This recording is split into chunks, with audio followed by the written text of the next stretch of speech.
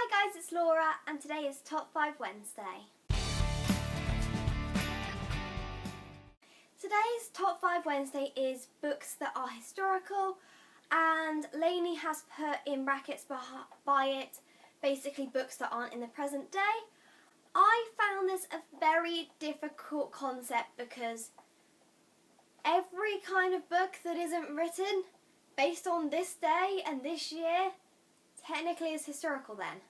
So with this, I am sticking to the old-time rules of what historical fiction is, and after studying historical fiction this semester at uni, and I've done other bits at uni on historical fiction, I'm kind of sticking to them ideas of what historical fiction is. So in my book selection there won't be any classics because most classics are not historical fiction as they're set in the time they were written.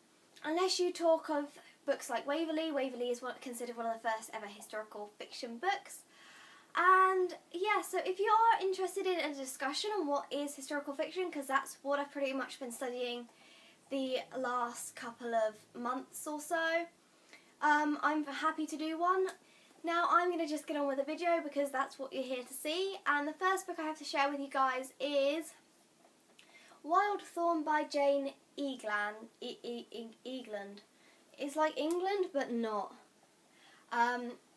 This book is really good. I think there's actually a sequel to it. I'm not entirely sure. It is set in Victorian times. I love Victorian times myself. I will read the blurb because it's been a while since I read this, but I did really enjoy it at the time. 17-year-old Louisa Cosgrove longs to break free from her respectable life as a Victorian doctor's daughter. But her dreams become a nightmare when she's sent to Wildthorn Hall. Labelled a lunatic, she is deprived of her liberty and even her real name. As she unravels the betrayal that led to her incarceration, Louisa realises there are many kinds of prisons. She must be honest with herself to have a chance of being set free, and love will be the key. This is also quite a diverse book, I'd say, and I really enjoyed this, and I think I'd love to reread this. This is a YA historical fiction, obviously, but I highly recommend it. The next book I have to share with you guys is one that I may have to crop up on other people's ones, and I'm counting this as historical fiction because I think the rules are roughly about 50 years, roughly. However, most of the time when counting something as historical fiction by the Historical Fiction Societies, they would say that if it's in living memory of people who live now, they wouldn't class it as historical fiction. So this is kind of on the borderline, I guess. And that is A Book Thief by Marcus Zusak. Great book. You're probably sick of hearing it on BookTube, but it was a favourite of mine. I read it years ago and thoroughly enjoyed it. I'd also like to mention when talking about this is there is a lot of World War II and World War I fiction, historical fiction that I completely adore. I'm only choosing one because or else this would be like a World War I/II historical fiction themed video. If you can see behind me up there, I have Michael Morpurgo, brilliant historical fiction author for children. I love them books. There's Warhorse, Private Peaceful, and we've also got John Boyne's The Boy in the Striped Pyjamas. I'm a big fan of YA and children's historical fiction especially. I do love adults historical fiction as well, but I find YA and children's has a different element to it that you don't always find in adult historical fiction. But yeah, so The Book Thief. Now the next set of books I have to share with you are 3 books from one author, which I'm counting into one category. These books were very popular when I was in secondary school. I got to meet the author when I was in year 7. However, unfortunately, I didn't get any books signed, and I had never read her books before I met her. But I would love to meet her again because these books are amazing. I don't know if she's popular nowadays, but I really highly recommend these books, and I'm going to show you 3 of her books because I think these are her 3 historical fiction ones, and she does a lot of YA. I know her Megan series is really good as well, but I'll show you these ones. First up, we've got The Remarkable Life and Times of Eliza Rose by Mary Hooper. I love the cover of this, it's so beautiful. This is set in London in the 1670s, and it's about a girl who's 15 called Eliza.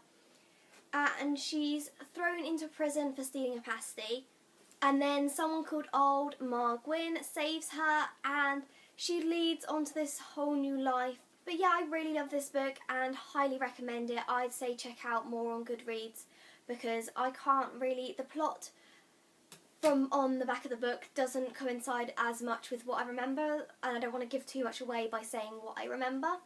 But yeah, I'd highly recommend this one by her. The other two books I have to share by Mary Hooper are a kind of duology. I think there is a third one in the series, yet I have never read it and don't own it, unfortunately. And that is these two beautiful books here. We've got the first one, At the Sign of the Sugar Plum, and the second one, Petal in the Ashes.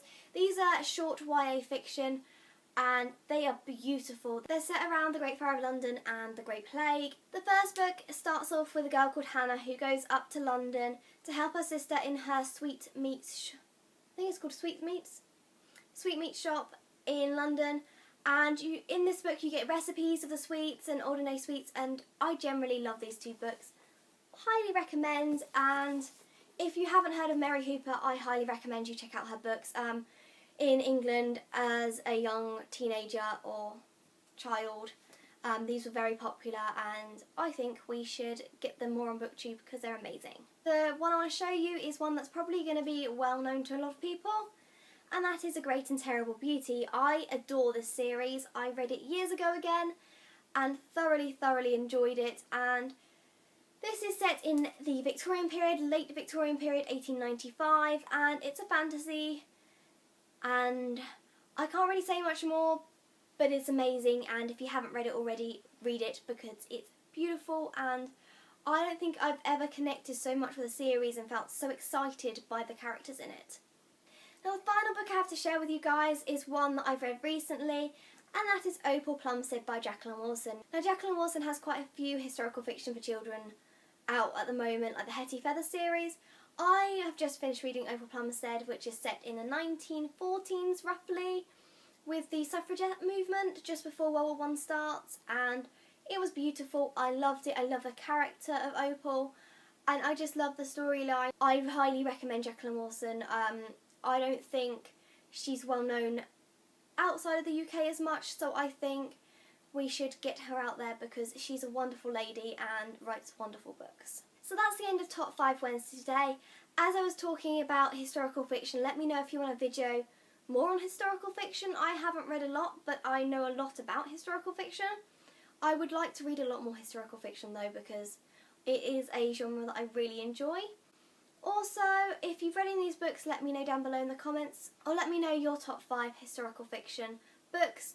Obviously, I've taken a different turn to the top 5 than some other people may have done because of what I know about historical fiction, and I decided to stick with that definition because I thought it'd be easier than having such a broad scape because there's so many books out there.